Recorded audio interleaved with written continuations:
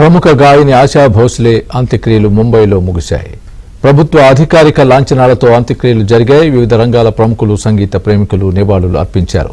అంత్యక్రియలకు CM Devendra Fadnavis, deputy CM Eknath Shinde పాల్గొన్నారు. ప్రముఖ బాలీవుడ్ గాయని ఆశా భోస్లే అంత్యక్రియలు అభిమానుల అశ్రునయనాల మధ్య జరిగాయి. ఆశా భోస్లే ఆదివారం తుదిశ్వాస విడవగా సినీ ప్రముఖులు, అభిమానుల సందర్శనార్థం ఆమె పార్థివ దేహాన్ని ముంబైలోని నివాసంలో సోమవారం మధ్యాహ్నం వరకు ఉంచారు. పలువురు ప్రముఖులు తరలివచ్చి ఆశా భోస్లేకు తుది వీడ్కోలు పలికారు. ప్రముఖ సంగీత దర్శకుడు ఏఆర్ రెహమాన్, క్రికెట్ దిగ్గజం సచిన్ టెండూల్కర్ అంజలి ఘటించారు. అనంతరం ముంబైలో ఆశా భోస్లే అంతిమయాత్ర నిర్వహించారు. తుది వీడ్కోలు పలికేందుకు భారీగా అభిమానులు తరలివచ్చారు.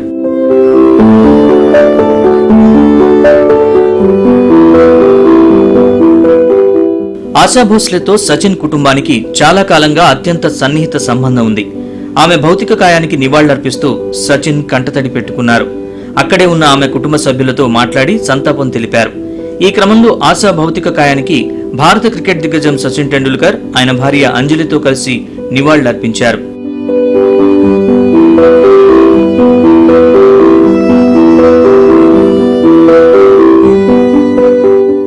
శివాజీ పార్క్ శ్మశాన వాటికలో ప్రభుత్వ లాంఛనాలతో అంత్యక్రియలు నిర్వహించారు. Maharashtra CM Devendra Fadnavis, deputy CM Eknath Shinde అంత్యక్రియల్లో పాల్గొన్నారు. ఇదిలా ఉంటే మహారాష్ట్ర ప్రభుత్వం సంచలన నిర్ణయం తీసుకుంది. ఆశా భోస్లే కలలు కన్న సంగీత సంస్థ నిర్మాణాన్ని ముందుకు తీసుకెళ్లనున్నట్లు ముఖ్యమంత్రి దేవేంద్ర ఫడ్నవీస్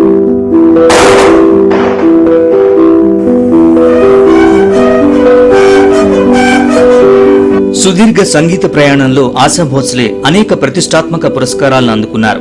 7 ఫిల్మ్ఫేర్ అవార్డులు, 2 జాతీయ ఉత్తమ గాయని అవార్డులు, 2000లో దాదాసాహెబ్ ఫాల్కే, 2001లో ఫిల్మ్ఫేర్ లైఫ్ టైమ్ అచీవ్మెంట్, 2002లో BBC life time achievement award అందుకున్నారు.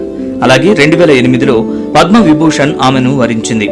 అదేవిధంగా అత్యధిక పాటలు రికార్డు చేసిన గాయనిగా గిన్నీస్ వరల్డ్ రికార్డులో చోటు సంపాదించారు.